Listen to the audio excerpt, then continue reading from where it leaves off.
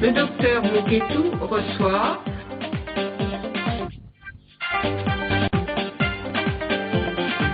une émission politique, économique et culturelle avec la participation des hommes universitaires, politiques, économistes de tous les continents, Afrique, Asie, Europe, Amérique.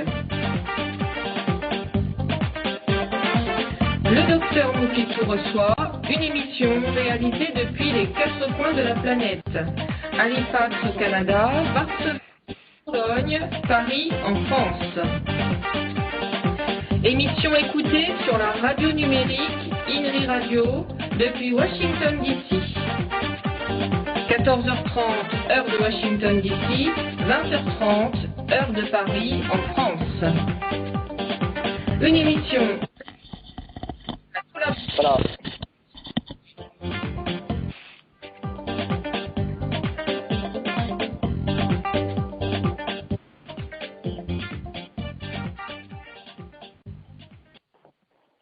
Bonjour chers auditeurs, bonjour à tous les auditeurs qui nous écoutent à travers les quatre coins du monde.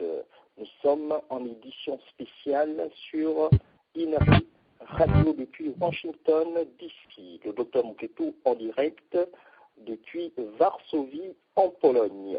Alors, aujourd'hui en édition spéciale, je reçois Monsieur Bernard Houdin, qui est le conseiller spécial et représentant et également porte-parole du président Laurent Gbagbo pour le compte de l'Europe et de l'Amérique. Alors, Monsieur Bernard Houdin, bonjour. Bonjour ou bonsoir selon les régions du monde. Bien, merci pour votre présence sur les antennes de INRI Radio. Nous sommes là pour parler de l'audience de confirmation des charges qui pèsent sur M. Laurent Gbagbo Koudou, donc ancien président de la République de Côte d'Ivoire. Alors, première question, avant de commencer, je voudrais vous signaler que vous seriez interrogé par beaucoup d'universitaires ivoiriens qui sont en Amérique du Nord et qui sont un peu partout dans le monde. La première question que j'aimerais donc vous poser est la suivante. Est-ce que vous avez des nouvelles fraîches du président Laurent Gbagbo Koudou? Les nouvelles les plus fraîches, elles sont d'hier, puisque j'étais dans la salle d'audience au moment de l'allocution finale du président, donc je n'ai pas à rajouter sur les 17 ou 18 minutes de la présentation du président devant la chambre préliminaire. Mais avant de commencer, je voudrais rectifier deux petites choses que vous avez dites. La première, le président Gbagbo n'est pas l'ancien président de la Côte d'Ivoire. Il était le président élu constitutionnellement qui a été enlevé à son pays le 11 avril 2011 par une force étrangère et qui s'est retrouvé dans la situation que l'on sait et qu'il a lui-même décrite hier. La deuxième chose, c'est que pour ce qui est de l'avenir de la Côte d'Ivoire, c'est pas une audience de confirmation des charges, c'est une audience de confirmation ou d'infirmation des charges. Parce que il est très important de noter que ce qui s'est passé à La Haye, j'entends parler de procès, de jugement, etc. Non, la procédure de la CPI est une procédure très spécifique Nous avions eu, le 5 décembre 2011, une première audience d'identification qui aurait dû être relativement anodine, parce que de faire déclamer le nom de la personne suspectée, c'est très simple. Cette première audience était déjà transformée en une première présentation du président qui avait marqué les esprits, je me rappelle, à cette époque-là. L'audience de confirmation ou d'infirmation des charges est la deuxième étape, incontournable, qui a fini par arriver après 2 reports du 18 juin et du 13 août, 2012. Et aujourd'hui, c'est la semaine dernière, le 19 février 2013, a commencé donc cette nouvelle audience qui était une étape nécessaire dans la route pour savoir si le président Gbagbo pouvait être ou non jugé à La Haye. Et je pense que c'est de ça qu'on va parler dans votre émission. D'accord, très bien. Alors, je vais vous laisser une quinzaine de minutes pour vous présenter d'abord votre lecture de façon générale de cette audience, de ce jugement entre le président Laurent Gbagbo Koudou et la Cour pénale internationale. Monsieur Bernard Oudard. Oui, je vous remercie.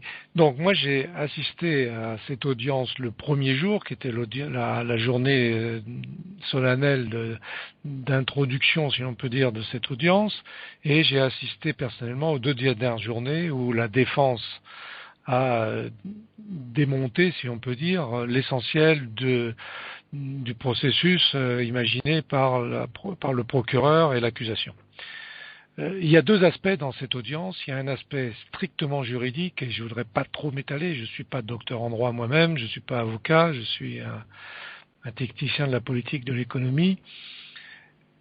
Mais il est important de noter, et ça a été la première intervention le mardi après-midi du professeur Jacobs, au nom de la défense du président, qui a, de façon très claire et je dirais très chirurgicale, démonter toute la mécanique qui avait conduit le président à La Haye pour montrer l'irrecevabilité et les erreurs et les fautes de procédure, même par rapport au statut de Rome.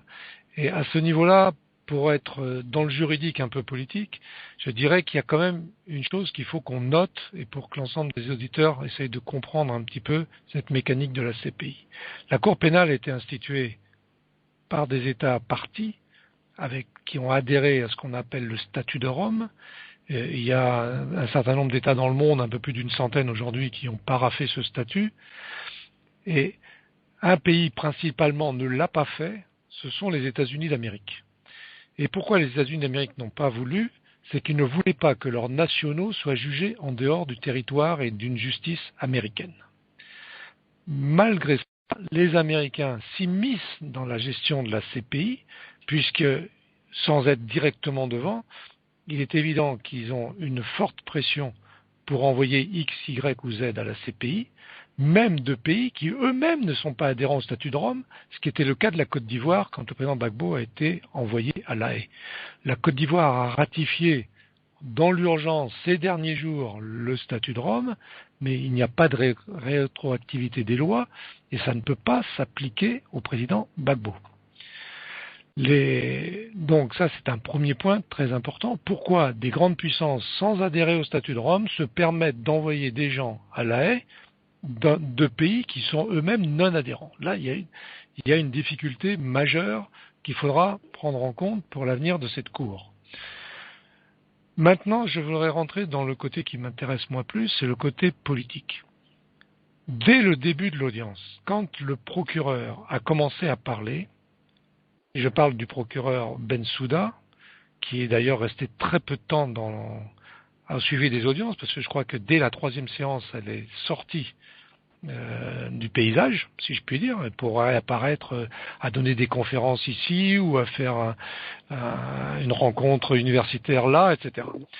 Donc, Madame Bensouda a commencé par nous dire ce qui est ici à juger, ce n'est pas l'élection présidentielle de la Côte d'Ivoire, mais des faits qui sont reprochés à M. Gbagbo et qui sont listés dans le document des charges.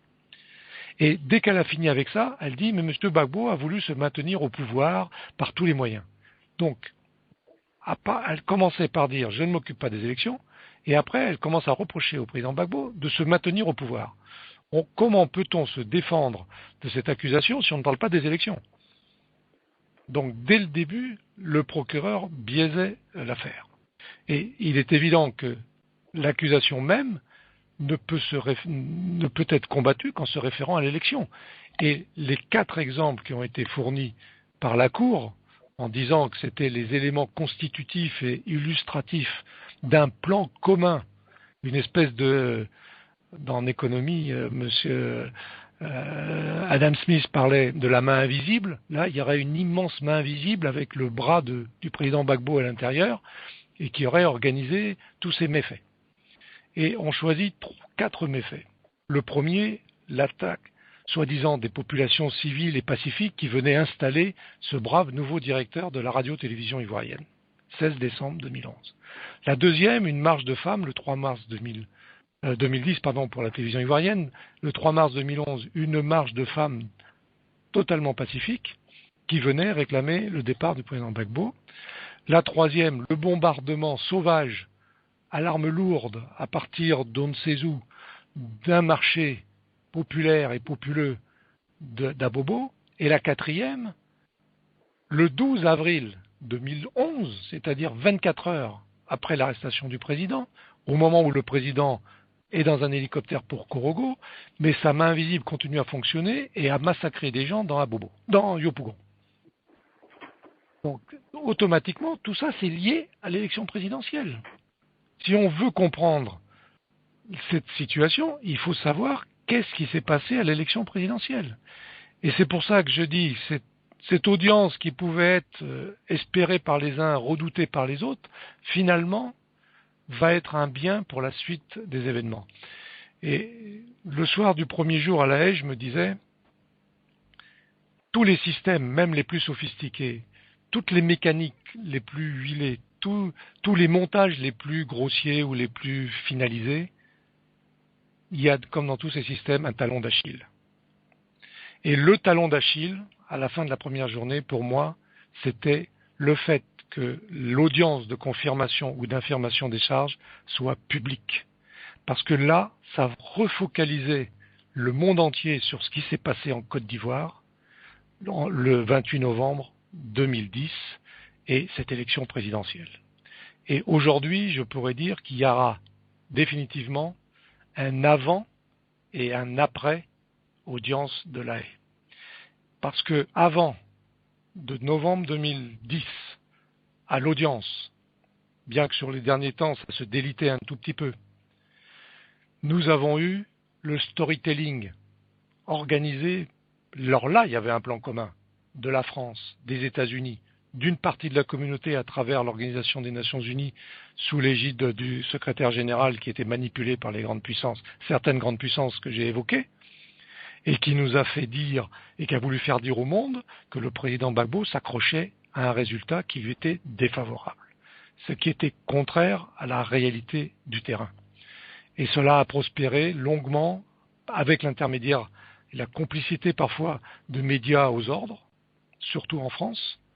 Mais aujourd'hui, après 8 jours à La Haye, après les analyses des charges, après les dénégations de la défense, après les propos pleins de sagesse, d'humilité, mais de fermeté du président le dernier jour, l'histoire n'est plus la même. L'élection du 28 novembre n'était pas celle-là. Et le président Gbagbo aujourd'hui est tout à fait légitime pour dire celui qui a causé les troubles en Côte d'Ivoire, c'est celui qui a perdu les élections. Et on sait aujourd'hui qui a perdu les élections en Côte d'Ivoire. Et c'est à partir de là qu'il faut maintenant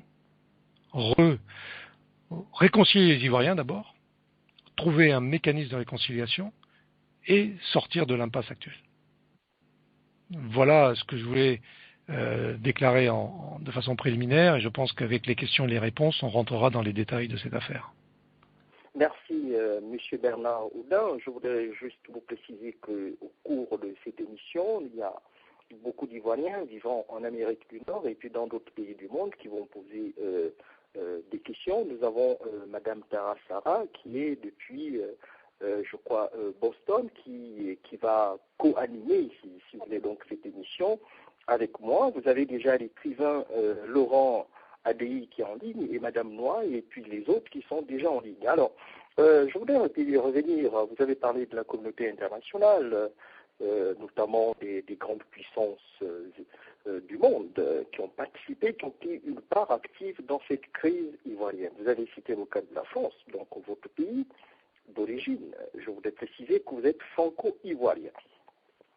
Alors, Merci. revenons un peu sur la France. Nous savons que le président Laurent Gbagbo, quand il a été attaqué, quand il était président de la République, c'est M. Nicolas Sarkozy qui était au pouvoir. Est-ce que vous avez la position exacte du gouvernement français actuel par rapport à cette crise ivoirienne ou bien l'audience qui est en train de se passer en ce moment aux Pays-Bas? Excusez-moi, j'ai eu un petit trou dans le renvoi d'un truc, ça a coupé une partie de la phrase. Quelle est la position de la France, quand je parle de la France, du gouvernement français actuel par rapport au procès qui est en train de se dérouler aux Pays-Bas? Écoutez, le gouvernement français actuel n'est pas responsable de la politique du président Sarkozy pendant son mandat, particulièrement vis-à-vis de l'Afrique et spécifiquement vis-à-vis de la Côte d'Ivoire et du sort qui a été réservé à la Côte d'Ivoire à travers le plan qui consistait à sortir M. Gbagbo de la présidence. Le gouvernement actuel est aussi dans la continuité. Il y a une continuité de l'État en France, comme dans les grandes nations, comme dans toute nation normalement il devrait y avoir. Mais cette continuité, elle va se heurter à un certain nombre de faits qui, comme disait Lénine, sont têtus et qu'il va falloir à un moment ou un autre en prendre la mesure. Et ce qui s'est passé à La Haye est un premier exemple de démonstration qu'il faut quand même adapter sa politique et sa vision des choses à la réalité ou à la révélation de réalités qui avaient été cachées. Et je pense qu'aujourd'hui, ça serait l'honneur du gouvernement français de réviser. On ne demande pas au gouvernement d'aller à Canossa. On ne demande pas au gouvernement de se mettre des cendres sur la tête. On demande au gouvernement français d'analyser avec rigueur et une certaine impartialité la réalité des choses de ce pays, dans l'intérêt à la fois des Ivoiriens et des Français. Parce que c'est l'image générale de la France qui, de toute façon, est écornée au jour le jour. Et même s'il y a, par exemple, aujourd'hui un regain de popularité, entre guillemets, de la France dans certains pays africains liés à ce qui s'est passé au Mali, c'est une chose très particulière qui risque de n'avoir pas de lendemain ou qui risque d'avoir des lendemains difficiles. Donc, il faut que la France, que ce soit en Côte d'Ivoire ou dans d'autres régions d'Afrique, plus généralement, sache redéfinir une politique africaine qui soit finalement une politique de relations d'État et d'être, le président Gbagbo disait, d'égalité, de souveraineté. Bien sûr que la France a fait beaucoup de choses en Afrique, bonnes et mauvaises, mais la France doit aujourd'hui comprendre qu'elle a souhaité donner les indépendances, elle veut la démocratie, et le président Gbagbo a répondu hier, la démocratie, c'est pas pour faire plaisir à la France, c'est parce que c'est un besoin nécessaire de l'Afrique, de la Côte d'Ivoire en particulier, et il a défini, je ne vais pas répéter les mots du président, vous venez de les entendre. Donc le gouvernement français aujourd'hui a la possibilité, sans se déjuger, puisqu'il n'était pas au pouvoir en 2010 et en 2011, sans se déjuger, de réviser la politique africaine de la France, de réviser ce qui s'est passé en Côte d'Ivoire, et sans rentrer dans le secret des dieux, je peux vous dire qu'aujourd'hui, le mouvement est en cours, à certains niveaux. D'accord, le mouvement est en cours. Est-ce qu'on pourrait attendre, par exemple, la convocation des anciens responsables politiques qui ont participé, qui ont pris une part active à cette crise ivoirienne, puisqu'il y a la France qui a été citée dans ce procès? Oui, non, mais la France a été citée pour l'action qu'elle a menée. À partir du moment où on a voulu appliquer au président Gbagbo un certain nombre de charges qu'on a bien démonté, la France, effectivement, a été à toutes les étapes de ce processus. On était dans une audience de confirmation. Si jamais demain on devait aller, par hypothèse, et hypothèse malheureuse, vers un procès, il est évident qu'il y aurait plus de choses à dire. Parce que là, on irait au fond du fond. Et effectivement, l'indexation de la France serait nécessaire, avec tous les dégâts collatéraux qui seraient provoqués aux nouvelles autorités françaises, qui n'ont pas été, je l'ai dit, responsables de la situation d'origine. Donc, c'est aux nouvelles autorités françaises de faire une analyse réelle et impartiale de cette situation. Parce que d'un autre côté, on ne demande pas à la France, les Ivoiriens ne demandent pas à la France de refaire les choses à la place des Ivoiriens.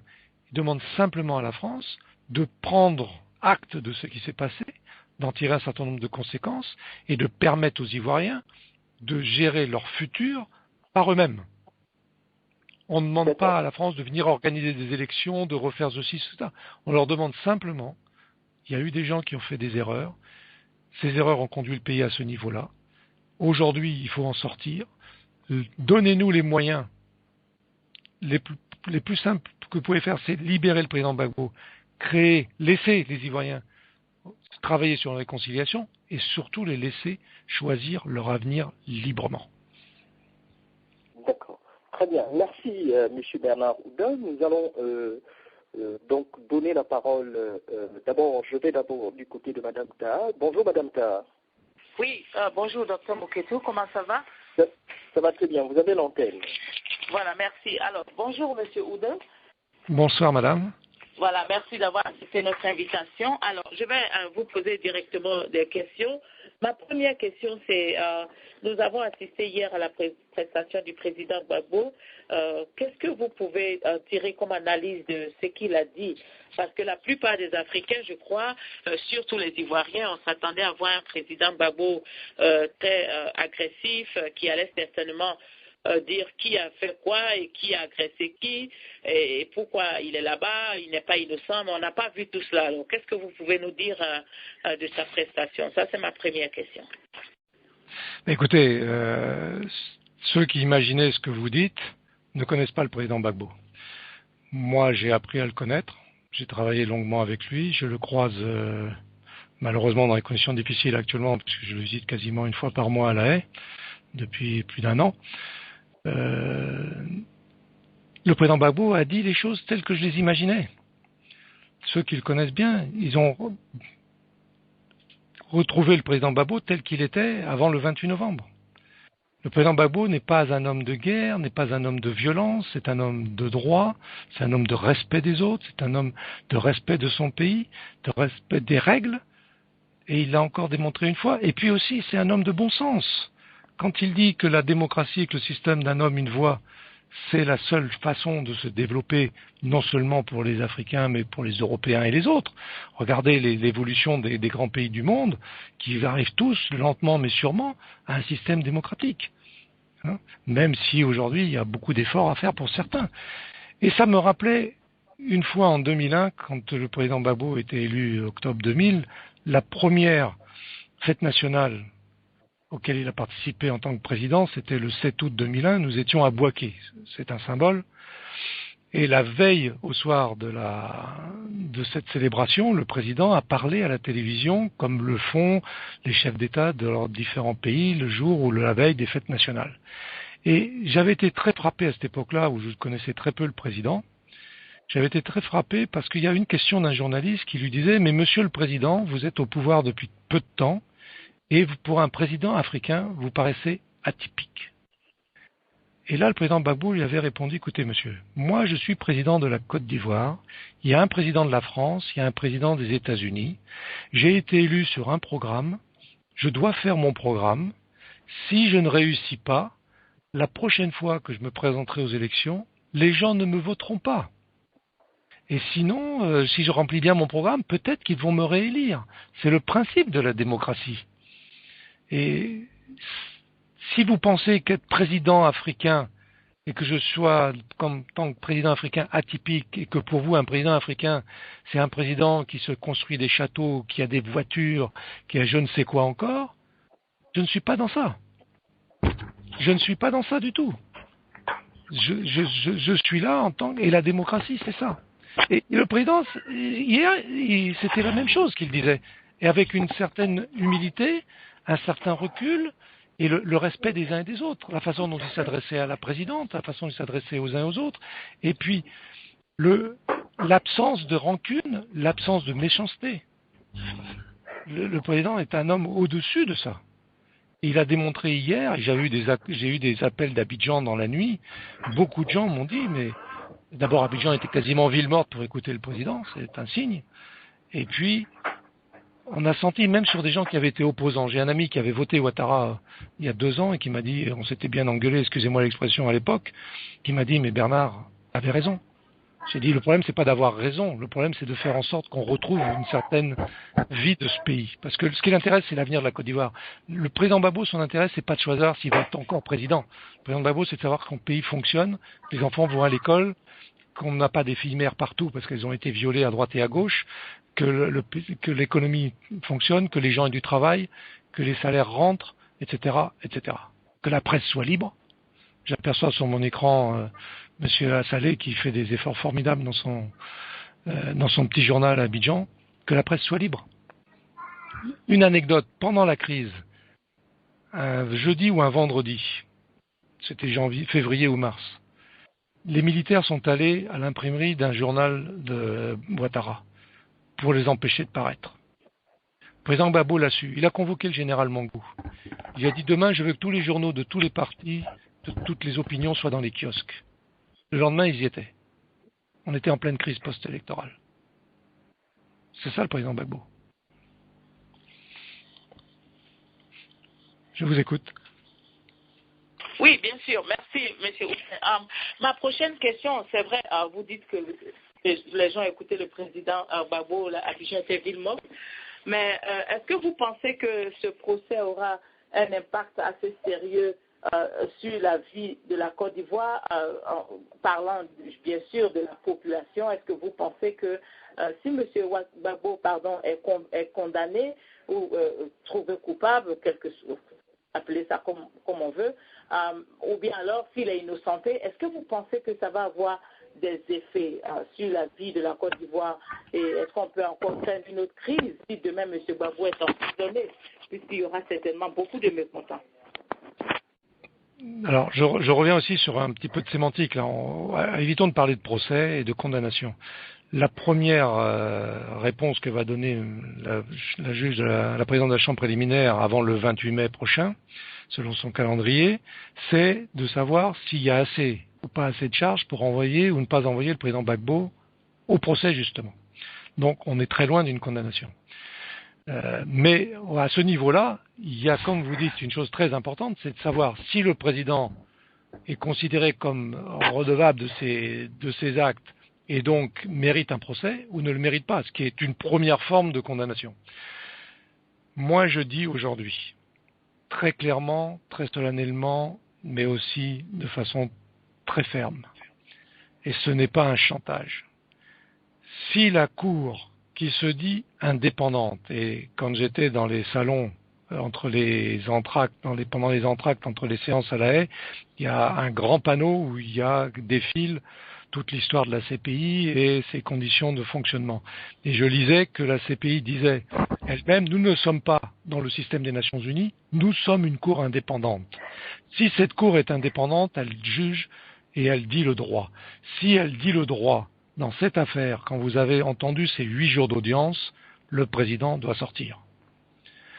Si elle ne dit pas le droit, elle rentre dans un débat politique, et si, à ce moment-là, nous rentrons dans toutes les aventures en Côte d'Ivoire. Parce qu'aujourd'hui, en Côte d'Ivoire, beaucoup de gens se retiennent parce qu'ils estiment, et on leur fait dire qu'il faut que le président Gbagbo sorte, et il faut subir la situation actuelle parce que le président Gbagbo peut sortir et qu'à ce moment-là, on essaiera de réconcilier les uns et les autres sans amertume. Mais si ça ne peut pas arriver, et je l'avais dit il y a plus d'1 an, nous sommes dans une course contre la montre, entre la libération du président et le taux de désespérance de la population. Et à ce moment-là, je ne peux pas, moi, ni le président Gbagbo, garantir que les gens continueront à l'écouter, et plutôt se rendront dans une position qui sera une aventure qui pourrait être encore plus grave pour la Côte d'Ivoire que ce qu'elle a déjà connu et qu'elle n'a pas envie de reconnaître. Et à ce moment-là, les juges de la CPI seront redevables de la situation qu'ils ont eux-mêmes créée. Ils ont eu 8 jours pour entendre les faits. Ils ont vu les manipulations. Ils ont vu les réalités. S'ils veulent persister pour des raisons politiques, ils seront les responsables eux-mêmes de la situation future de la Côte d'Ivoire. C'est à eux, en leur âme et conscience, d'en prendre l'entière mesure. Oui, merci M. Oudin. Je suis d'accord avec vous. D'ailleurs, je voulais revenir sur le procès pour vous demander, justement, puisque vous avez ouvert la brèche là, est-ce que vous pensez que M. Gbagbo Laurent, avec tout ce qu'on a vu, l'accusation, la défense, tout ce qu'on a entendu dire par la défense et l'accusation, est-ce que vous pensez qu'on ira au procès, puisque la Cour pénale nous dit que M. Laurent Gbagbo est à la Cour pénale en fonction des événements de 2010 et ils mettent sous silence 2002, etc. Donc, la défense est partie jusqu'en 2000, 99, 2000, 2002 et aujourd'hui on a vu tout ce qu'on a vu. Est-ce que vous pensez que M. Gbagbo Laurent a des chances d'échapper à un procès ou bien alors quelque chose qui va se passer, puisque nous savons quand même qu'il y a de la politique, il va quand même finir par être jugé et peut-être condamné? Je vous ai répondu tout à l'heure. Moi, je ne fais pas des supputations de paris sportifs. Je ne suis pas dans la boule de cristal, je ne suis pas dans le jeu de dire il a eu une chance sur ça. Non, je dis simplement il y a 2 situations potentielles. Je viens de les évoquer, la libération du président et tout ce qui en découlera dans l'intérêt général de tous les Ivoiriens. Avec le président rentrant en Côte d'Ivoire, et quelle que soit sa position au départ, c'est-à-dire qu'on n'exige rien d'autre que le retour du président et une table ronde de réconciliation qui débouchera sur une feuille de route et que les Ivoiriens choisiront en dernier ressort leur avenir, et ce n'est pas le président Gbagbo qui l'exigera pour lui, c'est le peuple ivoirien qui décidera, c'est ça la démocratie.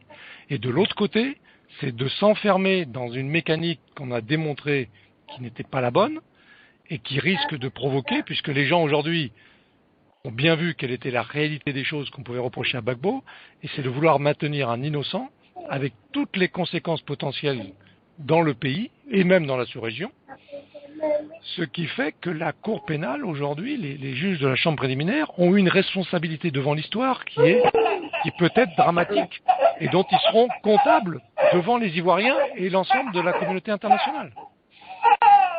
D'accord. Merci, monsieur. Avant de passer la parole à Dr Muketu, je voudrais dire à la personne dont le bébé est en train de oui. si la personne peut se mettre en mute, ou bien c'est avec vous, monsieur Oudin? Non, j'ai des enfants qui eux-mêmes ont leurs petits-enfants, mais ils sont loin d'ici. Pour le respect de l'invité et de l'émission, mettez-vous en mute, comme ça on n'entendra pas tout ce que vous êtes en train de faire là-bas. Et puis quand c'est le moment pour vous d'intervenir, vous pourrez ouvrir votre micro. Docteur Muketu?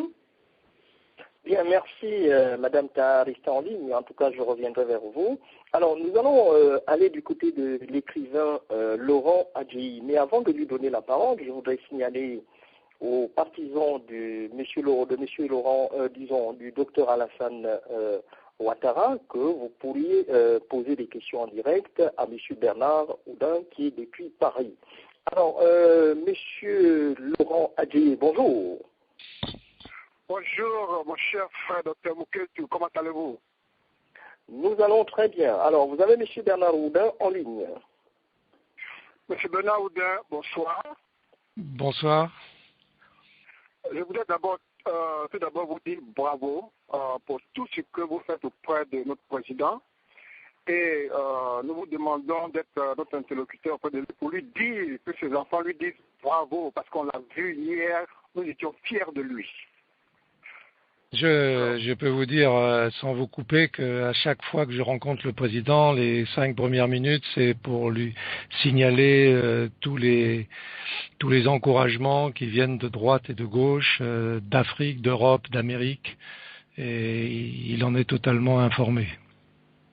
Merci, Benaouda. Alors, j'ai une première question. La première question va à l'endroit de la CPI qui, dont Bensouda dit que ce n'est pas un procès de savoir qui a gagné ou qui n'a pas gagné les élections. Alors, ceci étant, nous avons vu M. Laurent, le président Gbagbo, être bombardé par la 8e puissance militaire mondiale, qui est la France. Alors, si ce n'est pas une affaire d'élection... c'est la 5e puissance, 5e, 6e puissance. Ok. Mais, merci, Dr Moukete, pour la correction. Alors, nous n'avons pas, la Côte d'Ivoire n'avait pas déclaré la guerre à la France. Pourquoi ce bombardement? Est-ce que Sarkozy peut venir nous expliquer pourquoi le président a été bombardé si ce n'est pas pour une affaire d'une crise électorale? C'est la première question.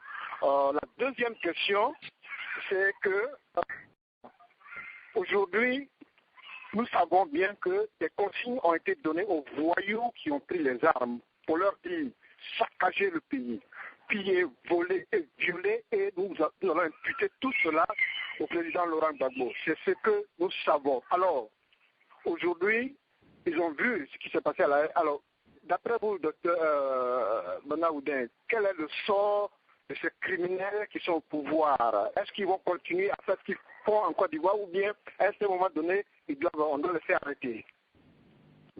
Première question, les bombardements de M. Sarkozy, c'est un peu comme dans l'affaire libyenne, la résolution des Nations Unies de protection des civils, qui avait été votée en utilisant, entre guillemets, le bombardement du marché Siaka Koné à Bobo, dont on pourra dire quelque chose tout à l'heure et qu'on a démonté au niveau de la défense pendant les 8 jours à La Haye. C'est déjà disons, le président Sarkozy a fait une lecture extensive, comme il le fera plus tard pour la Libye, de cette résolution. Et en fait, pour protéger soi-disant des civils, on a bombardé des civils. Parce que la résidence présidentielle à Cocody, dans la présidence ivoirienne, il y a le palais présidentiel au Plateau, qui est le palais où travaillent les personnels de la présidence, où travaille le président, et la résidence de Cocody, c'est la résidence un peu privée du chef de l'État, où il peut recevoir également, mais qui est peuplée, entre guillemets, d'énormément de civils de tous les niveaux, du jardinier au cuisinier, en passant par les femmes de chambre, les huissiers, et j'en passe. Et le jour où le président a été arrêté, le 11 avril, il y avait plus d'une centaine de civils, dont certains ont été tués. Et d'ailleurs, ça pose la question de savoir si la responsabilité pénale de M. Sarkozy dans cette affaire. Mais ça, c'est une autre histoire dont on pourra parler après. Donc, les bombardements, c'est la conclusion logique du plan organisé, parce on y reviendra sur la séquence des élections. Il y a une organisation qui a débuté avant les élections, qui s'est prolongée pendant les élections et qui a été achevée le 11 avril. Ça, c'est un plan commun qui a été mis en place. C'est pas le plan commun que le procureur a voulu nous faire imaginer sur les exactions éventuelles du président Gbagbo et des gens qui lui obéissaient. La deuxième chose, saccager le pays. Mais tous les Ivoiriens savent, depuis 99, parce que les bandes armées qui ont sévi au moment du départ de Bédier, se sont élargies après en 2002 et ont continué à croître et embellir pendant de nombreuses années où le Nord est devenu une terre complètement indépendante de toutes les règles de droit. Et ce sont ces pratiques, entre guillemets, qu'ils ont amenées avec eux quand ils sont descendus dans la partie sud du pays. Et aujourd'hui encore, 2 ans après, le président Gbagbo est à La Haye, mais vous lisez le rapport d'Amnesty International publié mardi, 84 pages qui sont terrifiantes. Et pour le commun des mortels, d'ailleurs, la presse française est extrêmement prudente, un peu absente dans l'analyse de cette affaire. Si ça avait été un rapport d'Amnesty à l'époque du président Gbagbo, je pense que les chaînes françaises ouvriraient leur journal du soir, du midi et de la nuit avec une telle affaire. Là, il y a une certaine retenue, pour pas dire plus, de la presse française, mais heureusement la presse internationale, en particulier anglo-saxonne, qui est moins regardante, enfin plus regardante que la France sur ces choses-là au niveau des droits de l'homme, est en train de faire développer la connaissance de la situation réelle de la Côte d'Ivoire, à commencer par le New York Times avant-hier, etc. Donc, on n'est pas surpris que des analphabètes mis à la tête d'un pays se conduisent comme des analphabètes. Monsieur Konesiaka est un analphabète. Monsieur Koulibaly Ousmane, qui répond au doux surnom de Ben Laden, ce qui doit faire plaisir aux Américains qui l'ont mis là, est un analphabète. Kone Samba est un analphabète. Une petite histoire sur Kone Samba, il a été ministre par la grâce de Marcoussi. Il arrive à un conseil des ministres, à la salle d'entrée du conseil des ministres, il y a un arceau électronique, vous savez, comme dans les aéroports. Et quand le ministre Kone Samba a passé le portique, ça a sonné comme les cloches de Rome. Mais parce que M. Kone Samba, sous son uniforme de président, avait 250 gris-gris, qui ne lui servaient plus qu'un crayon ou qu'un papier. Et c'est ces gens-là qu'on a mis à la tête d'un pays qui est un pays organisé, qui est un pays qui a une administration, un pays qui a une histoire, un pays qui a été développé sous Houphouët-Boigny, que le président Gbagbo voulait faire entrer dans l'ère des vraies démocraties. Et c'est ces gens-là qui aujourd'hui ont été soutenus par des grandes puissances, parmi les deux plus anciennes puissances qui ont une constitution écrite au monde, c'est-à-dire les États-Unis et la France. Les deux plus anciennes constitutions parlementaires au monde moderne, ce sont les États-Unis et la France, avec leurs deux constitutions de 1776 et 1792. Et au nom de cette démocratie-là, on est allé rendre le pays ivoirien comme tel qu'il est aujourd'hui, et tel que décrit par Amnesty International, et vécu au jour le jour par l'immense majorité des habitants. Oui, donc ces gens-là, à un moment, il faudra qu'on tienne compte quelque part. Mais vous savez, dans la réconciliation, à un moment ou un autre, il faudra pardonner. Parce qu'il n'y a pas de réconciliation sans pardon. On a l'exemple de l'Afrique du Sud. Et je vous donnerai un exemple que j'ai eu moi-même. J'étais à Montréal au mois de novembre. J'ai fait une réunion d'Ivoiriens. Et dans l'immeuble où se tenait la réunion, dans le hall de l'immeuble, il y avait un panneau qui annonçait les différentes salles de réunion. Et mon œil a été attiré. Une salle de réunion, il y avait une réunion de la communauté Oué. Je me suis dit, il y a une réunion d'Ivoiriens, il y a aussi des Oué à côté. Je suis allé leur rendre visite. On a eu un échange cordial. Et puis à un moment, je leur ai dit, vous savez, vous êtes sans doute la communauté qui a le plus souffert de cette crise. Douékoué, Naïbli et les exactions quotidiennes dans la région. Mais je leur ai dit, si vous défendez le président Gbagbo, si vous voulez que la Côte d'Ivoire revienne dans le chemin de la dignité, de la démocratie, il y a devant vous une épreuve qui sera sans doute plus dure que celle que vous venez de subir. Et j'ai senti des gens interloqués à la limite de la méfiance, se disant quoi, ils vont encore se faire massacrer, etc. J'aurais dit non, ce qui risque de vous arriver, dans le cadre de la réconciliation, c'est la nécessité de serrer la main de vos adversaires et des bourreaux de vos parents. Et là, j'ai senti vraiment un moment difficile.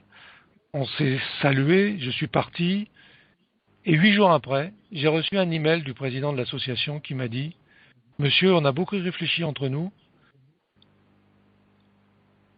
Au nom du président Gbagbo, et pour ce que nous avez dit, on pense que c'est la solution et on est prêt à la suivre, donc à subir cette nouvelle épreuve. » Et je pense que c'est là que la Côte d'Ivoire va se refonder, c'est que les gens vont se retrouver. Et c'est comme ça qu'on peut faire repartir le pays, c'est pas autrement. Et c'est pour ça que le président Gbagbo doit sortir. Parce qu'il n'y a pas deux voix en Côte d'Ivoire qui sont capables de panser les plaies morales, physiques que les gens ont subies ces 2 dernières années, c'est la voix du président. Quelle que soit la position qu'il occupera à Abidjan dans la période à venir. J'espère pour lui que ça sera la plus haute, mais ce n'est pas la nécessité absolue dans un premier temps. Mais il faut qu'il y ait cette parole, il faut qu'il y ait cette possibilité pour les uns et les autres de revenir.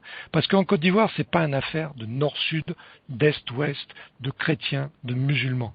En Côte d'Ivoire, nous sommes mélangés. J'en suis un exemple particulier, mais il y a beaucoup d'autres exemples. Et j'en donnerai un qui est significatif.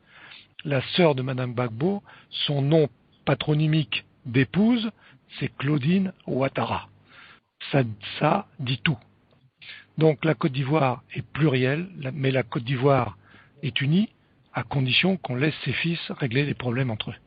Et pas que les ingérences étrangères de tous bords viennent perturber sa volonté de développement commun. Bien, merci M. Bernard Roudin. Alors, M. Laurent Adji depuis Washington, votre dernière question rapidement. Voilà, Monsieur Adjéhim est en ligne. Alors, je voudrais signaler la présence de Monsieur Basile Guetta et que je vais prendre. Je vais d'abord aller du côté de Monsieur Jacques Auger. Monsieur Jacques Auger, une question? Toute petite question, hein, voilà. Bonsoir, Monsieur Bernard Oudin. Hein. Bonsoir, Monsieur Roger. La première, la retransmission un peu donc de ce procès, ne serait-ce même qu'en différé à Abidjan. Hein. Alors, quel est un peu votre commentaire par rapport un peu à cela? Pardon, la retransmission? La non-retransmission de ce procès à Abidjan. Il y a deux choses. Il y a la retransmission du procès est assurée par la CPI avec un décalage de 30 minutes. Ça, c'est la règle de travail de la CPI. Cette transmission peut être reprise par tous les canaux, que ce soit des télévisions ou les canaux Internet. Il y a des pays au monde où la télévision a reproduit directement, par exemple les télévisions françaises hier ont reproduit directement le discours du président, enfin l'intervention du président Gbagbo. Et puis de nombreux sites Internet l'ont développé de façon continue pendant les 8 jours. En Côte d'Ivoire, les cybercafés, les gens qui ont Internet chez eux ont pu assister à travers les sites Internet aux différentes audiences, aux différentes séances de l'audience générale. C'est la télévision ivoirienne qui n'en a pas fait état, mais bon, la télévision ivoirienne, d'abord, je pense qu'à Abidjan, le taux d'écoute doit aller vers le zéro absolu dans certains moments. Les gens par les bouquets ou par d'autres choses, je connais beaucoup de gens qui me disent nous la RTI on la regarde plus depuis très longtemps. C'est pas dramatique, mais c'est symptomatique de la volonté du pouvoir de masquer les choses. Mais dans un monde moderne où vous avez le téléphone portable, où vous avez l'internet, où vous avez l'iPad, où vous avez toutes les possibilités de communication, vouloir cacher quelque chose, c'est cacher le soleil avec la main. C'est pareil pour la presse écrite. On veut empêcher les gens. À chaque fois qu'il y a une virgule de travers dans un journal dit pro-Gbagbo, on envoie le journal pendant 15 jours au piquet. On met son directeur de rédaction en prison pendant quelques semaines. On lui cherche des noises, on l'empêche d'avoir de la publicité, etc., etc. Mais ça ne peut pas prospérer dans une société moderne et ouverte. Ou alors il faut se transformer en Corée du Nord. Et c'est pas ce que veulent les Ivoiriens. Donc la non-retransmission par la RTI, c'est un non-événement. Les Ivoiriens ont pu s'informer par tous les moyens. Et aujourd'hui, ils savent qui est qui et qui a fait quoi. Alors, la toute dernière question, à l'audience donc de confirmation des charges, nous avons eu l'impression que les victimes étaient un tout petit peu abandonnées. Quand je parle des victimes, je parle plutôt de la population ivoirienne. Gbagbo étant le chef de l'État, est-ce que là, parler moins d'une complicité? Vous savez, il faut remettre les choses dans le contexte. Le président Gbagbo n'avait peu de temps pour s'exprimer, il voulait pas faire un grand discours, c'était pas l'heure et l'occasion, il voulait simplement remettre les choses en perspective à son niveau de chef de l'État. Mais si vous avez suivi les débats, il y a eu 2 interventions exceptionnelles d'humanisme et de compassion, qui sont celles de Maître Agathe Barouan, quand elle a parlé de la Côte d'Ivoire, des victimes, dans ces 2 interventions, en particulier celle d'hier après-midi, qui précédait la dernière intervention du président Gbagbo. Et toutes ces victimes-là, parce que quand on nous parle des victimes de la Côte d'Ivoire, c'est pas les victimes qui étaient représentées, enfin seulement les victimes représentées par cette brave madame juge, enfin avocate italienne qui a eu tellement de mal pendant ces 8 jours à essayer d'exister dans cette cour. Mais ce sont tous les gens qui sont morts, de tous bords, parce que le premier mort, c'est déjà un drame. Et comme a dit le président Gbagbo, c'est celui qui a perdu qui a provoqué tout ça. Parce que si M. Ouattara avait respecté le Conseil constitutionnel tel qu'il s'était engagé le samedi précédent en signant un document commun avec le président Gbagbo, nous ne serions pas arrivés là où on en est aujourd'hui. Donc, là, la responsabilité globale, c'est celle de M. Ouattara d'avoir refusé le résultat et d'avoir participé à cette mascarade de résultats annoncés au Golfe pour vouloir profiter personnellement du pouvoir et de se maintenir dans des conditions que l'on sait et qui sont dénoncées tous les jours par les organisations internationales. Donc, il est effectif que ces victimes n'ont pas été oubliées. Et elles ne doivent pas être oubliées. Je vous ai parlé tout à l'heure du problème des Oué, parce que hier, par exemple, la RFI a parlé du résultat de l'audience en parlant du président Gbagbo et en disant qu'au même moment à Abidjan, il y avait une manifestation de 200 personnes, des familles de victimes. Et une femme qui avait une pancarte, Gbagbo m'a rendu veuve. Mais si on prend les gens de Douékoué, combien de milliers de femmes vont lever, combien de milliers d'enfants vont dire Ouattara m'a rendu orphelin? Si on commence dans ce décompte macabre, toute la Côte d'Ivoire va y passer. Et aujourd'hui, par exemple, pendant que la Côte d'Ivoire avait ses troubles en janvier et février 2011, tous les jours, il y avait 200, 300, 400 morts au Nigeria. Une mosquée ici, une église par là, un village en haut, un autre village en bas, parce qu'ils étaient musulmans ou chrétiens, ceux-là, et de façon très spécifique. Ou Boko Haram qui commençait à s'illustrer. Personne n'en parlait. On a voulu faire un cas de la Côte d'Ivoire, on a provoqué les situations, et aujourd'hui, il faut en sortir. D'accord. Voilà, chers auditeurs, je voudrais vous préciser que vous êtes sur Inari Radio depuis Washington. D'ici, nous recevons en émission spéciale M. Bernard Oudin, qui est le conseiller spécial du président Laurent Gbagbo. Il le représente aussi en Europe et en Amérique du Nord et du Sud. Alors, nous sommes en train de parler du procès, je précise aussi du procès de confirmation ou d'infirmation de charge. L'audience, si on peut dire, pour être très précis, c'est l'audience, monsieur le professeur. D'accord, il y a certains qui parlent du procès. Voilà, restons sur la notion d'audience, de confirmation ou d'infirmation de charge contre le président Laurent Gbagbo Koulou. Alors, nous avons Madame Noa en ligne. Ensuite, nous allons aller du côté de Monsieur Basile Ngueta. Je voudrais préciser aussi à Madame Taha que vous pourriez intervenir à tout moment. Alors, Madame Noa, vous avez l'antenne. Madame Noa? Allô? Oui, bonjour Madame Noa, depuis Washington. Bonjour, bonsoir Dr Mouketou et bonsoir chef ivoirien Bernard Oudin, parce que maintenant, je pense que nous menons tous le combat pour la Côte d'Ivoire, malgré la peau blanche, vous êtes ivoirien. Et merci pour tout ce que vous faites pour votre ami et pour notre pays.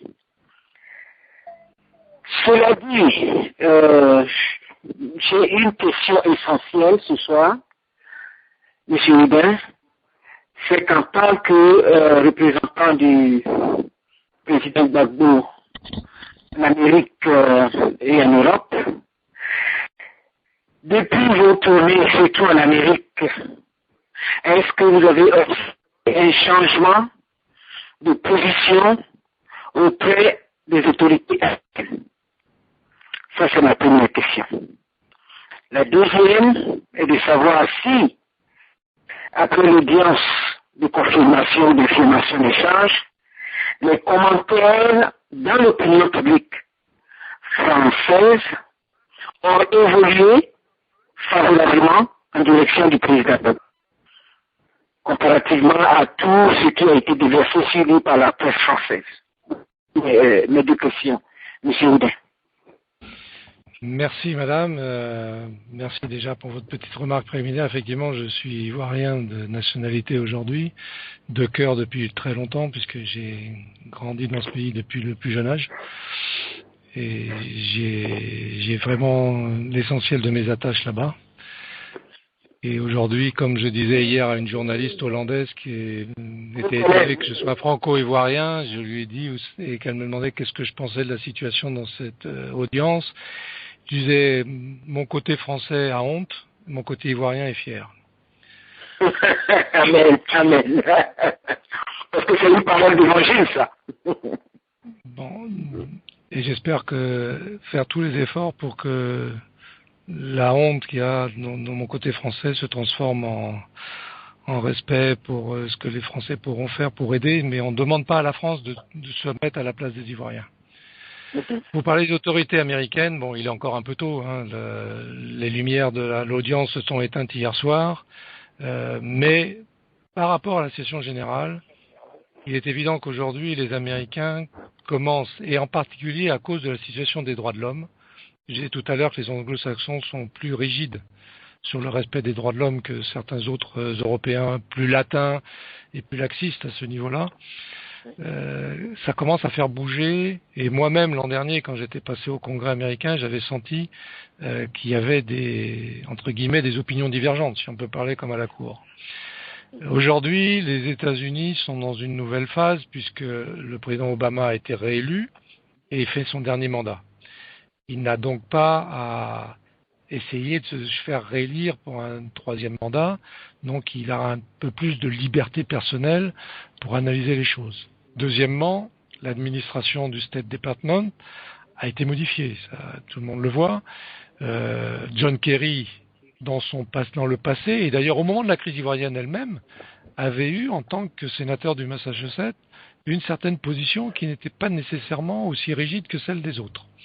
Et quand j'en parlais avec le président Gbagbo à La Haye, il était, assez attentif à la situation, en me disant j'espère que Kerry sera confirmé et que ça ne sera pas Susan Rice, pour des raisons évidentes.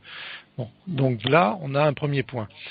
Je vais me rendre aux États-Unis dans un délai très court maintenant, après cette audience, pour justement commencer à discuter de façon plus approfondie de tout ce qui s'est dit à ce moment-là. Et les chancelleries occidentales et les Américains en particulier sont des gens bien organisés, et je pense qu'ils ont noté particulièrement tout ce qui s'est passé à La Haye. Et là, pour la deuxième partie, qui est l'opinion française, je dis là aussi, c'est encore tout neuf, mais déjà, pendant la semaine, les contacts qu'on a pu avoir à droite à gauche, les contacts avec la presse surtout, sont des contacts qui sont beaucoup plus ouverts que ceux qu'on avait auparavant. Les premières semaines après le 11 avril ou même pendant la période post-électorale, pouvoir arriver dans la presse, à la télévision française, c'était un chemin de croix. Aujourd'hui, ce sont les journalistes de cette même presse qui nous téléphonent. Ils cherchent des rendez-vous. Hier soir, en sortant de la CPI, France 24 m'a interrogé directement. Et je sais que c'est pas, et je l'ai pas vu, mais je sais que c'est passé à l'antenne parce qu'on m'en a parlé. Cet après-midi, le journal Marianne a fait une très longue entretien qu'on retrouve sur le site de Marianne.net pour justement l'analyse de cette situation. J'ai d'autres échos à droite à gauche. La RFI m'a demandé ma position. On est dans un monde évolutif. Vous savez, la presse, il y a un vieux principe au monde, il faut jamais insulter l'avenir. Ceux qui comprennent ça sont des gens prudents et sont des gens qui savent naviguer. On ne va pas leur reprocher d'avoir été mauvais à partir du moment où ils viennent nous voir aujourd'hui. On sait ce qui a été, mais ce qui nous intéresse, c'est le futur. Donc on observe, on voit, et puis mais on fait tous les efforts vis-à-vis de l'opinion. Je sais qu'à l'heure où on parle, il y a des milliers d'Ivoiriens qui tweetent, qui Facebook, etc., etc.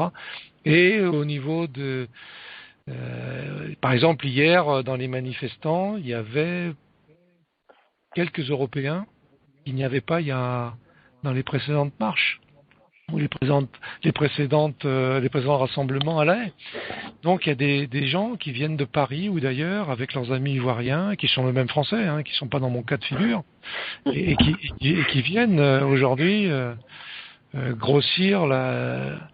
Et un peu dernier petit exemple, c'est quand pour le 19 février, les Hollandais ont autorisé les Ivoiriens qui étaient parqués, entre guillemets, à peu près 2 km de la CPI, de venir jusqu'à la CPI. Ils ont marché dans les rues de La Haye, encadrés par une police un peu bon enfant. Et en arrivant devant la CPI, qui a en vis-à-vis un immeuble de bureaux, j'ai remarqué un certain nombre de gens qui étaient aux fenêtres et qui faisaient des signes très amicaux aux manifestants. Il y a un sentiment de quelque chose. Et un dernier détail, quand le 18 juin, il y a eu la manifestation qui a été maintenue à La Haye malgré le report de l'audience, J'avais pris la parole ce jour-là et en descendant de la tribune, je m'étais rendu vers un hôtel où j'avais une réunion des responsables des différentes associations qui étaient venus. On avait profité de ce rassemblement pour se voir entre nous. Et je passe devant le cordon de policiers et un officier m'interpelle en anglais et me demande mais le monsieur que vous êtes venu défendre, là, ça doit être quelqu'un, parce que de mémoire de policiers hollandais, on n'a jamais vu ça à La Haye, pour qui que ce soit qui était à la CPI. Et c'était le 18 juin 2012. On est aujourd'hui en mars 2013. Et la ferveur ne ralentit pas. Et avec ce qui s'est passé ces 8 derniers jours, ça ne risque que d'augmenter. D'accord. Merci bien pour les réponses qui me satisfont d'ailleurs. Et bon, ça nous ouvre aussi des voies pour entreprendre peut-être travaux ici au niveau des États-Unis pour notre pays, la Côte d'Ivoire. Donc, à très bientôt donc. Et je suis à l'écoute. Merci bien, Monsieur Ouda. Merci. Bien, merci Madame Noir. Il nous reste à peu près 15 minutes, Monsieur Bernard Ouda. Alors, nous allons aller du côté de Monsieur Basile Guetta, je crois depuis Washington. Il est enseignant ivoirien aux États-Unis. Monsieur Ngueta, vous avez l'antenne. Oui, bonsoir, docteur Mouketou. Bonsoir, Monsieur Bernard Oudin. Bonsoir. J'ai écouté avec beaucoup d'attention les différents développements de Monsieur Bernard Oudin. Ce que je remarque ici, c'est que lorsque M. Oudin rattache le destin de la Côte d'Ivoire et de la sous-région au sort de M. Laurent Gbagbo, je pense que cela n'est pas tout à fait exact. On ne peut pas lier le sort de la Côte d'Ivoire et de M. Laurent Gbagbo, enfin, le sort de la Côte d'Ivoire à un seul individu futur, M. Laurent Gbagbo, que je respecte. Mais je le dis, je pense qu'il faut regarder bien la situation sociologique et surtout politique de la Côte d'Ivoire.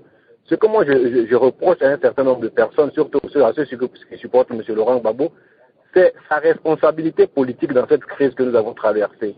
Lorsque M. Gbagbo dit qu'il a abusivement utilisé l'article 48 de la Côte d'Ivoire pour faire de M. Ouattara candidat, là, je ne vois personne, et surtout vous qui êtes conseiller, dire que c'est une injustice, ou bien, comment on appelle cela, c'est une manipulation de la Constitution.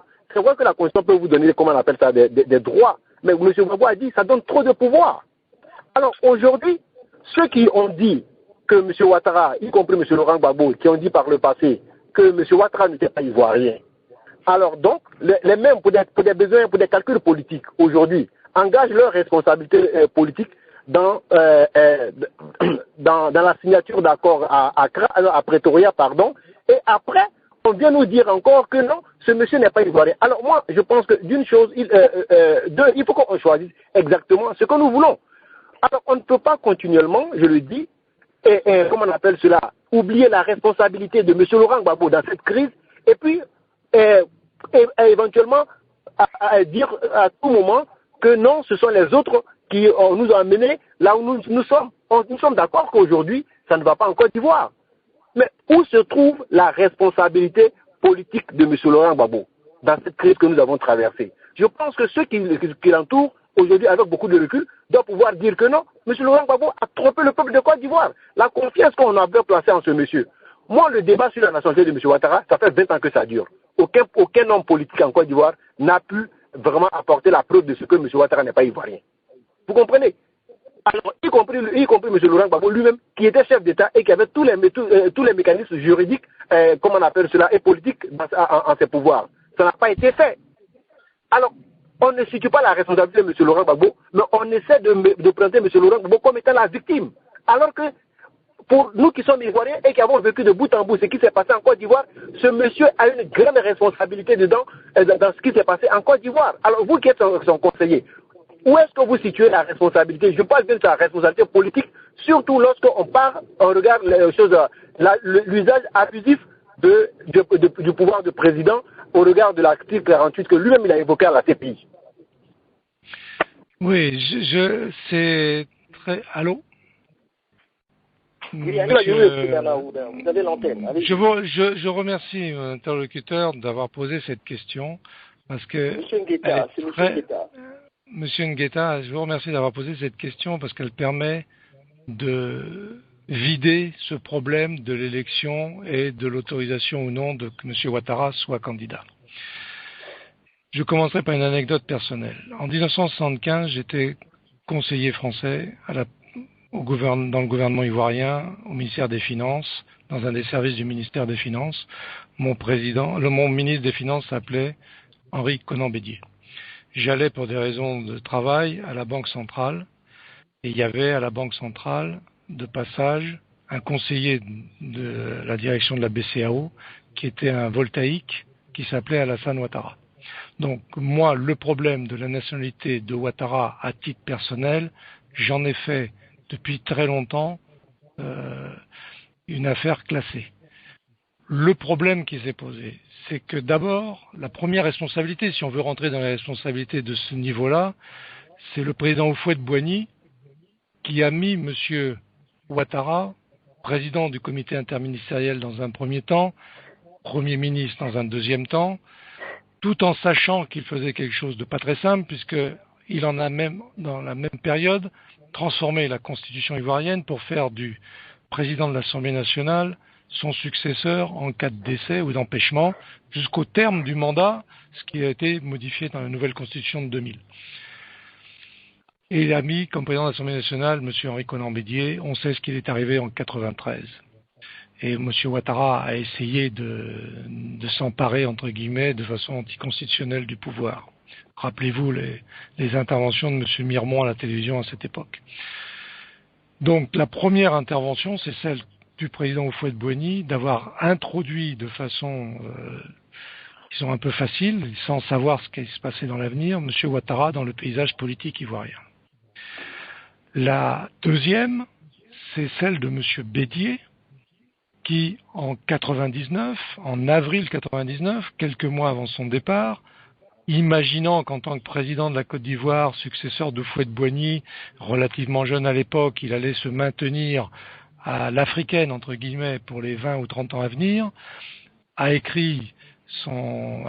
répondu aux questions d'un journaliste dans un livre qu'il a appelé Les chemins de ma vie, où il a réglé de façon définitive pour lui à l'époque le problème de la nationalité de M. Ouattara, en disant qu'il était burkinabé par son père, qu'il avait lui-même un passeport burkinabé, qu'il n'avait donc pas à s'intéresser à la politique ivoirienne et qu'il n'avait pas à s'intéresser à notre héritage en parlant du sien et celui de la Côte d'Ivoire.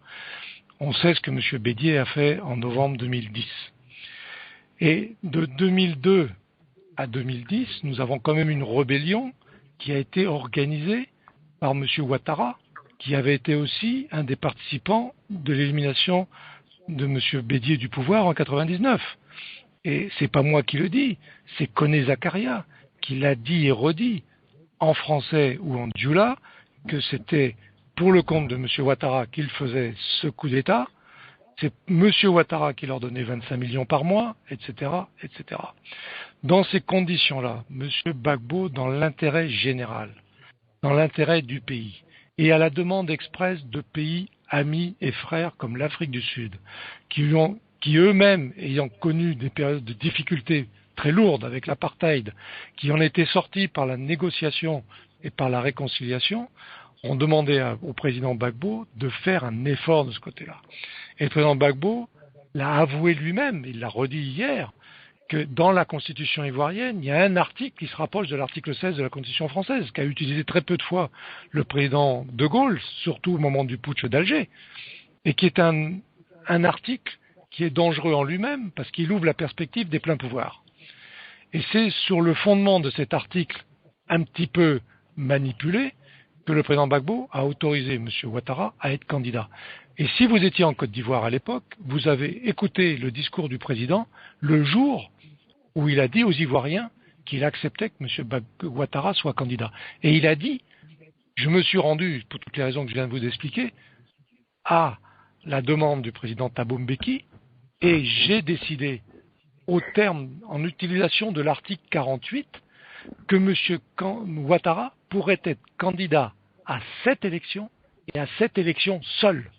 C'est le texte exact de M. Gbagbo, donc du président Gbagbo. Donc c'est pour dire que Gbagbo avait un problème lui-même, mais qu'il s'effaçait derrière l'intérêt général. Et un dernier élément, si vous étiez en Côte d'Ivoire, pendant la campagne électorale, dans le deuxième tour, le président a été interrogé pendant une longue heure par l'ancien footballeur Joseph-Antoine Bell, qui est devenu journaliste à Africa 24 pour l'occasion. Et Joseph-Antoine Bell lui a demandé, au terme de l'entretien, Monsieur le Président, au cours de ces 10 premières années de présidence, vous avez dû avoir des moments difficiles. Et le président a répondu très tranquillement. Ils étaient sur la terrasse à la résidence, il était habillé en chemisette, il était très décontracté. Il dit, vous savez, un président, tous les matins, il se lève et il a les problèmes du pays devant lui. Donc, des problèmes plus ou moins. Et il s'est arrêté de parler une seconde, il a dit, si, j'ai eu un problème important, et parmi les plus importants de ma mandature, c'est de faire admettre aux Ivoiriens que M. Ouattara devait être candidat à cette élection. Parce que pour le président Gbagbo, et pour lui c'était la seule façon de régler la crise, c'est de faire en sorte que M.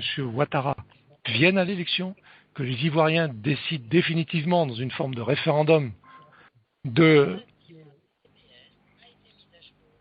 Je suis désolé de cet intermède informatique. Le président Gbagbo a, dans cette période-là, a bien senti qu'il fallait terminer que c'est le vote des Ivoiriens qui allait régler définitivement le problème. Et c'est la grande responsabilité des puissances occidentales d'avoir trituré le résultat pour arriver à ce qu'il était, pour faire en sorte que M. Ouattara soit président. Parce que s'il n'avait pas trituré le résultat, le président Gbagbo était réélu et M. Ouattara allait sans doute disparaître du paysage politique ivoirien, parce que la politique ivoirienne n'intéresse pas M. Ouattara. C'est la présidence qui intéresse M. Ouattara. C'est pas la vie politique de tous les jours. Parce qu'en 95, quand il n'a pas pu se présenter, il n'est pas resté dans le pays pour traverser le pays, aller voir village après village des Ivoiriens pour leur dire... Je me rappelle, Amara ici un jour m'avait dit, mais j'ai dit à M. Ouattara, en 95, sillonne le pays, va au terrain, comme on dit, pour aller au stade le dimanche, crée une coupe de football, fais quelque chose, rends-toi ivoirien aux yeux des uns et des autres. À côté de ça, il est parti vivre à la Banque mondiale ou au Fonds monétaire. Et M. Ouattara ne revient que pour les élections ou pour les coups d'État. Et quand le président Gbagbo, dans sa déclaration de candidature le 15 octobre 2010, a dit « Je suis le candidat de la Côte d'Ivoire contre le candidat de l'étranger », il disait « On va mettre un terme avec cette élection à 40 ans d'une période oufouessienne, pas oufouettiste, oufouessienne », il savait où on allait.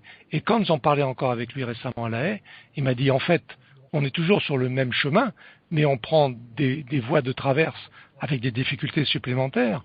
Mais quand on sortira de cette crise, les Ivoiriens se retrouveront et on aura terminé avec l'épisode des nationalités et des pas-nationalités, parce qu'on est en train de forger la nation ivoirienne au jour le jour, malgré la crise. Et demain, que vous soyez pour le président Gbagbo, pour M. Ouattara, pour un jeune du PDC ou quoi que ce soit, c'est votre choix et ça sera la démocratie qui vous permettra de vous exprimer. Le président Gbagbo ne veut pas être un président dictateur pour garder le pouvoir. Il veut instaurer dans le pays la démocratie et faire en sorte que quand on perd, on s'en va, quand on gagne, on reste, et quand on a perdu, on serre la main du vainqueur. Ce qui s'est passé au Ghana récemment.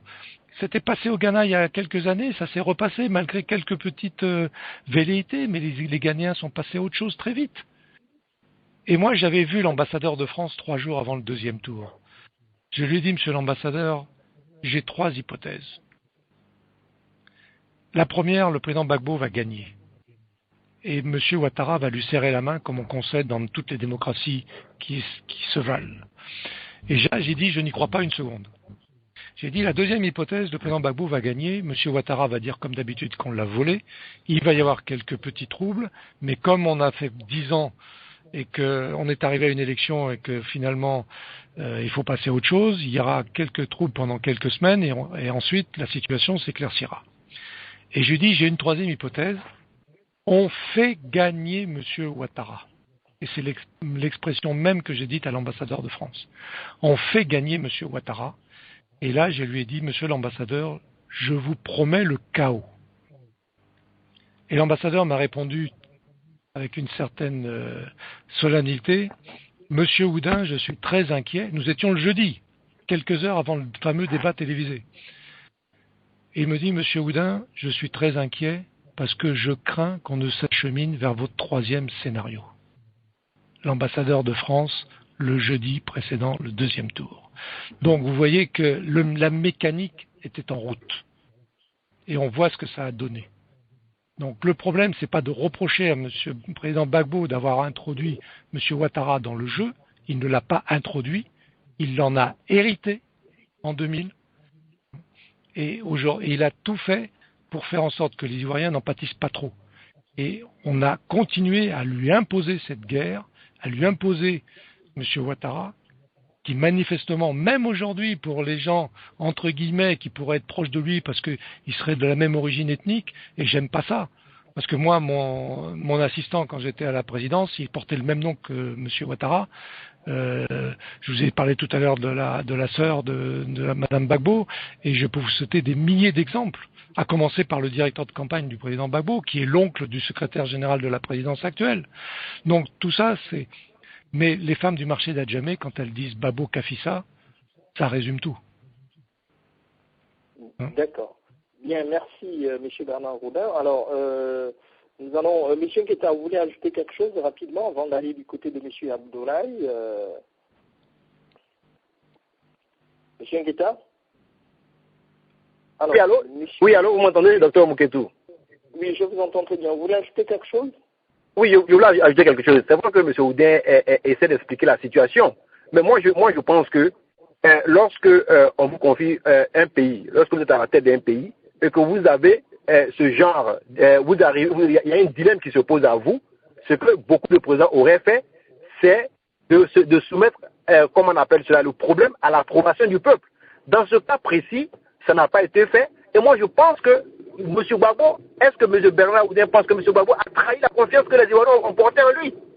Mais écoutez, monsieur Ngueta, quand je vous dis que le président Gbagbo aurait dû confier ça au peuple, mais en faisant l'élection présidentielle où tout le monde peut s'exprimer, c'est pas confié au peuple? Et le peuple avait voté? Oui, mais M. Oudin, monsieur, là, je ne peux pas vous suivre. Vous nous dites qu'il aurait fallu qu'il le confie au peuple. Mais qu'est-ce qu'on peut faire de mieux que de confier l'élection du président de la République à l'ensemble de la population en âge de voter?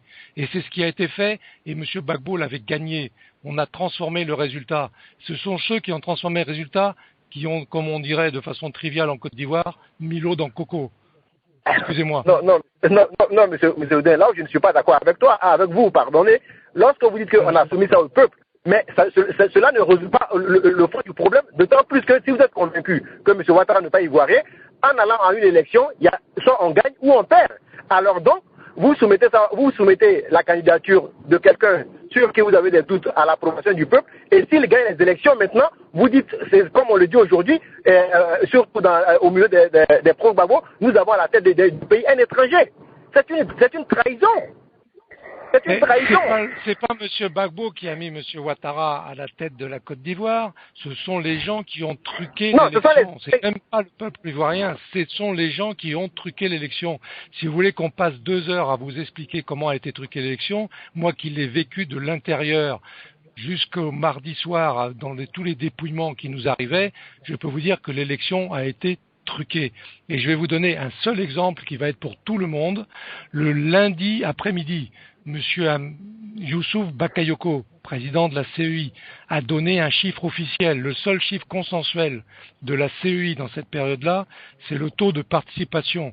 Et ça a été repris par les agences du monde entier, à commencer par les Français. C'était 70,84%. Monsieur Choi a dit la même chose à l'ONUCI, après une rencontre avec Monsieur Latortue qui représentait les observateurs de la francophonie. Le taux de participation est plus faible qu'au premier tour, mais il pourrait avoisiner les 70%. Le jeudi après-midi, vous faites un calcul simple qui est du niveau élémentaire à l'école. Les voix de M. Ouattara, les voix de M. Gbagbo divisées par le nombre de votants annoncés par M. Bakayoko donnent un taux de participation de 82%. L'élection a été truquée, un point, un trait. Et si cette élection n'avait pas été truquée, le problème de M. Ouattara serait réglé depuis 2 ans. Et la Côte d'Ivoire avancerait. Un point, un trait. Ok, M. Oudin, on ne va pas revenir sur cette élection. Bon, je ne suis pas en débat avec vous, je reste plus. On est obligé de revenir là-dessus. Je ne suis pas en débat avec vous, mais ce que je suis en train de dire, c'est que personne. Allô? Monsieur Ngueta, on vous perd. Nous vous perdons. Vous nous entendez, monsieur Ngueta? Voilà, nous avons perdu la ligne de monsieur Ngueta. Nous allons aller du côté de New York. Nous avons monsieur Abdoulaye Koji. Bonjour. Bonjour, docteur Muketo. Comment allez-vous? Ça va très bien. Votre question à monsieur Bernard Oudin? Ok. D'abord, je dis bonsoir à monsieur Oudin. Bonsoir, monsieur. Ok. Monsieur Oudin, je voudrais vous demander personnellement, tout à l'heure, lorsque Sister Sarah vous a posé la question concernant la libération de monsieur Laurent Gbagbo, vous avez dit que vous avez peur que si monsieur Gbagbo est condamné et que les gens ne se retiennent plus. Lorsque vous le dites en tant que Français, quelle est la différence entre vous et monsieur Sarkozy concernant la mission de bombarder la Côte d'Ivoire? Monsieur Bernard Oudin, si vous payez les franco-ivoiriens. Oui, mais je considère qu'il est plus français qu'ivoirien, parce que quand il s'agit d'un Africain, il est étranger, mais quand il est français, il est ivoirien. Mais je le considère plus français qu'ivoirien. Je vous laisse le choix de me considérer comme français ou ivoirien. Je ne vous en tiens pas rigueur, c'est votre choix et je le respecte. Moi, je sais qui je suis. Je ne m'amuse pas à être français à 8h et ivoirien à 9h. Je suis l'un et l'autre, pas alternativement. C'est mon histoire personnelle, mais ça, c'est pas le problème principal. Le problème principal, c'est la Côte d'Ivoire. Et quand vous dites un rapprochement avec Sarkozy, que je ferai quand je dis qu'il y a un risque d'embrasement de la Côte d'Ivoire et que je me comporterai comme Sarkozy, je vois pas tellement le rapport, d'une part. D'autre part, je ne le souhaite ni de près ni de loin, mais je le crains, c'est qu'on ne peut pas laisser un pays aller comme il va actuellement en lui enlevant toute espérance. Et la désespérance des gens conduit à des situations qui sont parfois inextricables et sur lesquelles les gens de bon sens et de droit n'ont que peu de prise ou plus de prise. Regardez les situations de l'Égypte, de la Tunisie, d'autres pays. Si le président Gbagbo est considéré définitivement empêché par une grande partie de la population, cette partie de la population peut avoir des réactions que je ne souhaite pas, il faut être très clair, que les gens censés ne souhaitent pas, mais qui seront un risque. Et en plus, ce risque, il peut venir non seulement des gens qui étaient pro-Gbagbo, mais d'autres personnes. Parce que je dis qu'aujourd'hui, vu la situation actuelle de la Côte d'Ivoire... là, je m'entends, là. La situation actuelle de la Côte d'Ivoire, on parle souvent des pro-Gbagbo, mais ces pro-Gbagbo, aujourd'hui, ils s'englobent dans une masse qui paraît beaucoup plus importante, qui est celle des anti-Ouattara, et qui est en train de s'élargir jusqu'à des franges qui se rapprochent même de gens qui ont pu être pour lui il y a 2 ans. Et donc là, il y a une espèce d'arc qui est en train de se constituer, et on ne peut pas, les gens qui sont seulement pro-Gbagbo ne peuvent pas être responsables de certaines interventions, peut-être inopportunes, des gens qui seraient anti-Ouattara. Et vous savez, je croise des gens qui sont contre M. Ouattara à Paris, qui ne sont pas du tout pour Gbagbo, et qui sont aujourd'hui beaucoup plus engagés que moi sur une action, parce que moi je ne suis pas du tout engagé dans ce genre de choses, dans une action qui serait violente contre M. Ouattara. Et à notre niveau, on fait tous les efforts pour faire en sorte que les gens aient une analyse politique et une vision politique de la sortie de crise de la Côte d'Ivoire. D'accord. Bien, merci Monsieur Bernard Roulin. Dernière question, nous avons Monsieur Alfred Newark, c'est bien ça. Bonjour. Monsieur Alfred, bonjour. Allô, vous m'entendez? Oui, on vous entend très bien. Bonjour. Ok, bonsoir Monsieur Goudin, bonsoir Docteur Muketo. Ma question elle est simple. Concernant la CPI, le président Laurent Gbagbo a dit ceci. Il a dit que bon, si Madame la juge voulait envoyer les œuvres directes de Laurent Gbagbo, est-ce que M. Moudin peut nous dire combien de livres M. Laurent Gbagbo a pu écrire et quel type de livre il recommande aux auditeurs de Jacques Rougeau qui définit l'homme en tant que tel? Ça, c'est ma première question. Ma deuxième question, si M. Laurent Gbagbo a dit, concernant la CPI, il dit que nos États africains sont toujours fragiles. Et à cela, là, on s'en donne l'impression que Laurent Gbagbo a l'impression de donner la leçon aux chefs d'État africains, ou bien c'est une manière d'attirer, en fait, une manière d'attirer l'attention des chefs d'État africains pour dire, nous sommes en train de construire une nation. Et à part de cela, il faudrait qu'on puisse effectivement respecter nos constitutions que nous avons données. Et pendant cela, il faudrait qu'on fasse très attention à l'impérialisme. Est-ce que c'est dans le sens que M. Laurent Gbagbo a voulu poser ça, a voulu dire à travers son dernier discours? Vous parlez de l'impérialisme? Oui, l'impérialisme, hier. J'entends pas très bien parce qu'il y a beaucoup de bruit autour de vous. Oui, il est dans une voiture. Ah oui, ça fait un bruit terrible. Bon, la première réponse, sans vouloir faire le bibliothécaire, le président Gbagbo a écrit pas énormément de livres, que les gens de la CPI s'inquiètent pas, ils n'auront pas besoin de 2 ans pour tout lire, mais ce sont des livres fondamentaux que le président a écrit. D'abord, il y a un premier petit livre qui est difficilement récupérable, sauf dans les bibliothèques, qui s'appelle Réflexion sur la conférence de Brazzaville et qui est déjà une première analyse à partir de cette conférence des relations entre les colonies à l'époque et la maison mère, si on peut dire. Il y a ensuite des livres comme qui était le programme du FPI pour une alternative démocratique, Agir pour les libertés, qui est un recueil de toutes les chroniques, les tribunes, les interventions du président dans différents médias pendant une certaine période. Il y a un livre sur la situation économique de la Côte d'Ivoire. Il y a aussi, en dehors de l'aspect simplement politique, le président est un homme de lettres. Il a écrit un livre sur Soundiata Keïta, Le Lion du Mandingue, qui est une pièce de théâtre. Non, le président Gbagbo est un homme d'écriture et c'est un homme de culture. C'est pas un problème. Mais quand on lit ces petits livres, et je les lis et je les relis, Agir pour les libertés, j'ai sur ma table de chevet et de temps en temps j'en lis 3-4 pages et ça fait du bien. Donc, ce que le président Gbagbo a dit avec une certaine gentillesse, en disant à la Cour, je vous offrirai les livres, c'est pas anodin parce que on peut pas écrire Agir pour les libertés ou la réflexion sur la conférence de Brazzaville si on est un dictateur, si on est un satrape ou je ne sais quoi encore. C'est, comme l'a dit très clairement le président Gbagbo, on laisse des traces sur le chemin et on sait d'où on vient. Et c'est important. La deuxième partie de la question, je suis désolé, c'est dans le bois de la voiture, j'ai entendu l'impérialisme.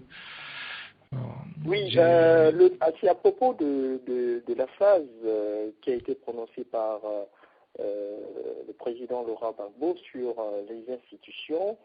Est-ce que c'est un message qu'il a lancé à l'endroit des chefs d'État, de ses collègues chefs d'État africains, ou bien c'est un discours qui va dans le sens de la condamnation de l'impérialisme, surtout français?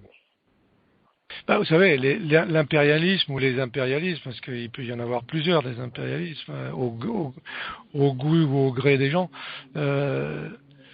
c'est pas la solution d'avenir pour un monde global qui se veut ouvert aux échanges et aux idées et au développement de la démocratie. C'est antinomique. Donc le président Gbagbo est constamment dans son histoire personnelle et l'histoire politique qui se confond avec celle de la Côte d'Ivoire, lutter contre les impérialistes de tout genre. Hein.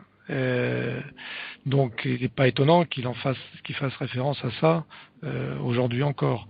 Et je pense que aujourd'hui, le problème de l'impérialisme ne se pose plus dans les mêmes conditions que dans les années 60 ou 70. Même les grandes puissances ou l'hyperpuissance américaine, comme avait cité un de nos anciens ministres des Affaires étrangères, n'a plus de capacité impérialiste totale. Elle vit dans un monde global, dans un monde où on doit respecter l'autre.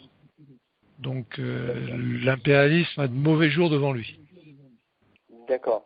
Bien, merci M. Bernard Roudin. Je voudrais avant de vous demander de présenter votre mot de la fin, voir si M.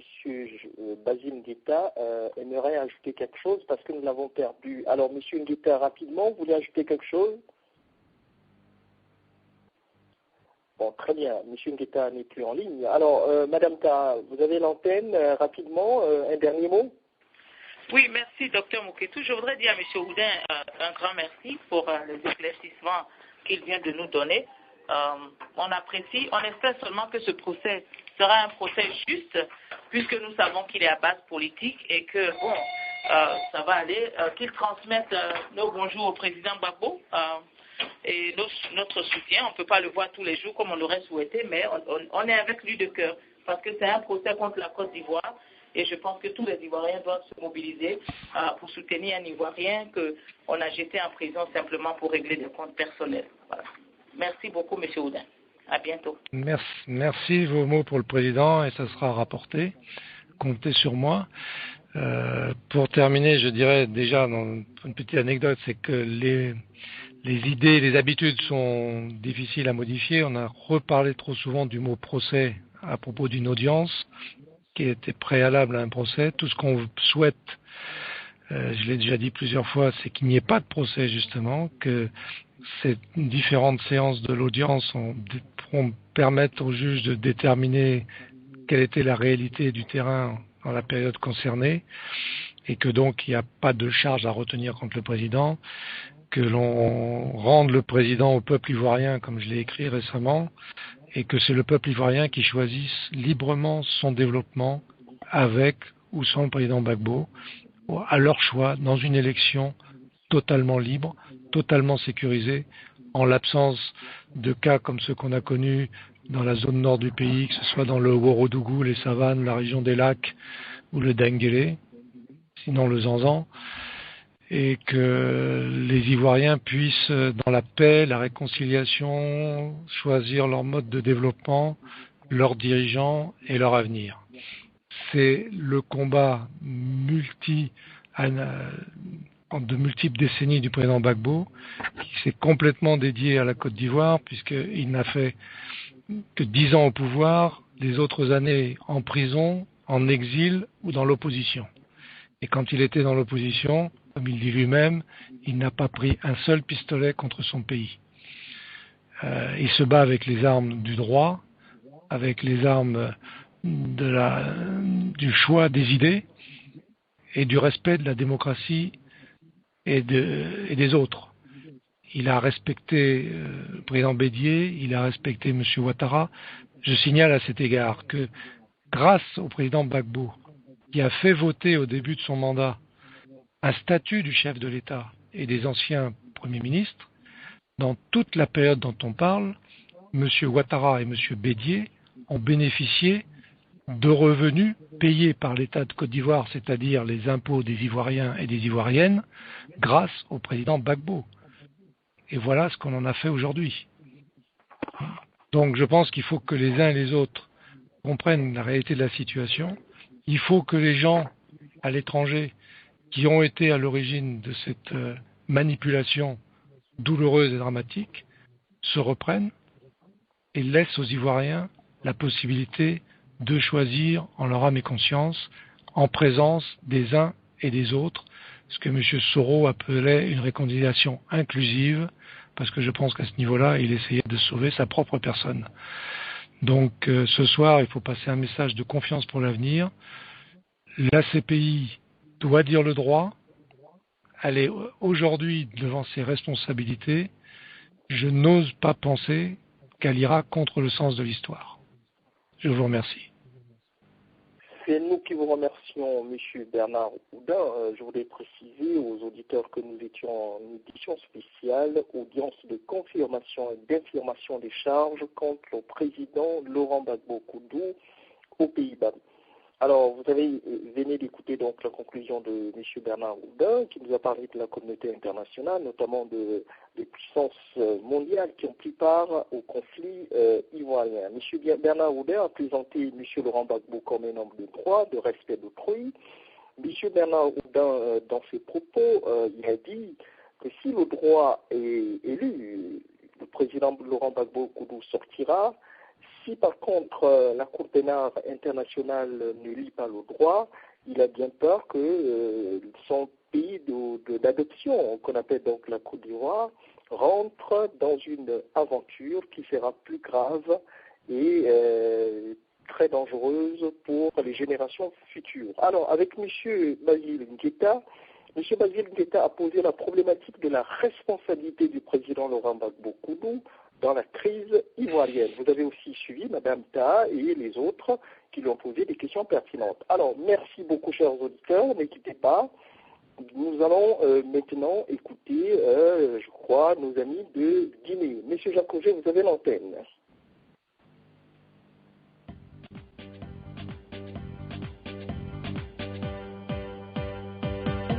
Bienvenue sur INRI Radio depuis Washington DC. Le docteur Muketu reçoit